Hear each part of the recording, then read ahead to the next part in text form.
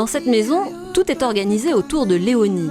Des sièges corsets pour lui offrir un bon maintien quand elle mange ou quand elle joue, de quoi écouter les histoires qu'elle aime tant, et surtout toute l'attention de ses parents.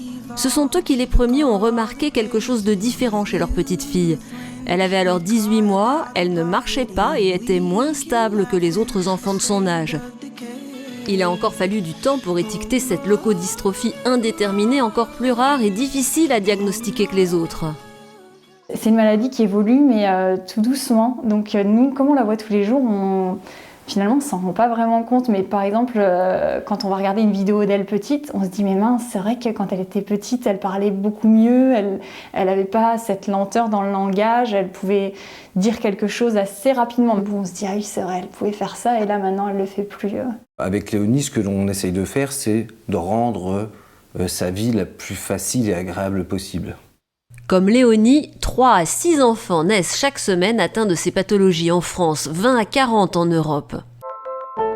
Quand tout va bien, les ordres donnés par le cerveau et la moelle épinière, ici en orange, sont transportés par des cellules nerveuses partout dans le corps. Quand le cerveau ordonne à la main d'attraper un objet, la main l'attrape. Quand il dit aux jambes de marcher, la personne avance.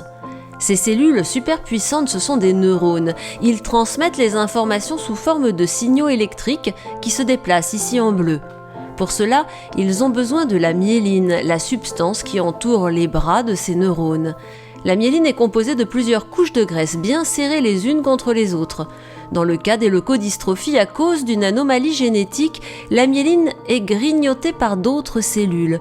Selon la zone détruite, l'influx nerveux ne passe plus, l'ordre n'arrive plus jusqu'à la main, l'œil, la jambe ou l'oreille, et le malade ne peut plus bouger, voir ou entendre. Le corps entier se retrouve paralysé. La vie devient alors de plus en plus difficile pour les enfants et leurs familles. Pour s'épauler, partager leurs expériences, se donner des conseils et passer de bons moments ensemble, parents et enfants se retrouvent chaque année pour quelques jours de vacances à Center Parcs. Tout est très bien organisé, on est attendu, les cottages sont équipés pour les personnes à mobilité réduite. On retrouve toutes les familles qu'on n'a pas forcément le temps de voir tout au long de l'année. Ce week-end, c'est vraiment un week-end, comme je disais, de détente, loisirs, de répit, où les familles se rencontrent et échangent. L'association est là, propose aux familles des activités, des animations, des ateliers. Il n'y a aucune obligation, chacun organise le week-end comme il veut. Le principal, c'est de se faire plaisir et d'essayer, le temps d'un week-end, de mettre la maladie entre parenthèses. Je vois que mon frère, il s'amuse bien ici, c'est calme.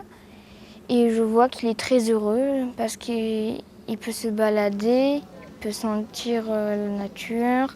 Ça lui apporte la joie, il est détendu. Se plonger dans la piscine et se sentir flotter, jouer, bouger. Ici, tout est prévu pour pouvoir arriver au bord du bassin, même avec un fauteuil roulant. On peut aussi se promener, s'entraîner à de nombreux sports, à chacun ses envies et ses talents. Ça fait depuis très très longtemps que je viens.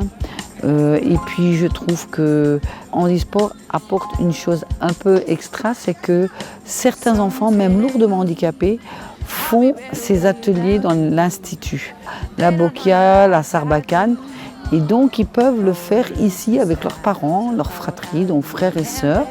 Et souvent, ils sont meilleurs même que leurs frères et sœurs ou leurs parents parce qu'ils sont habitués à faire ce genre de sport. Ce sont des sports qui apportent beaucoup de recherche de souffle ou de dextérité et ça permet de moins la perdre. Profiter des bons moments pour reprendre des forces, c'est bien, mais trouver comment guérir les enfants, ce serait tellement mieux. Voyez Tristan, un sourire vissé aux lèvres qui fait chavirer tout ce qui l'approche. Il aime la musique, surtout celle de son copain Grégoire, les sorties en famille, les histoires lues par sa mère, les nouvelles expériences. Mais il ne peut pas jouer au même jeu que son petit frère, ni aller dans la même école que lui à cause de la maladie.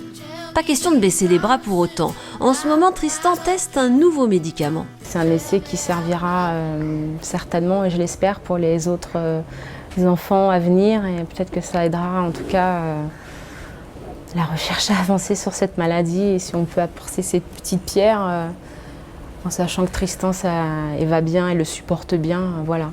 L'objectif de cet essai clinique est d'essayer d'altérer le corps de cette maladie-là et augmenter la qualité de la vie des enfants et traiter les enfants dès qu'on fait le diagnostic.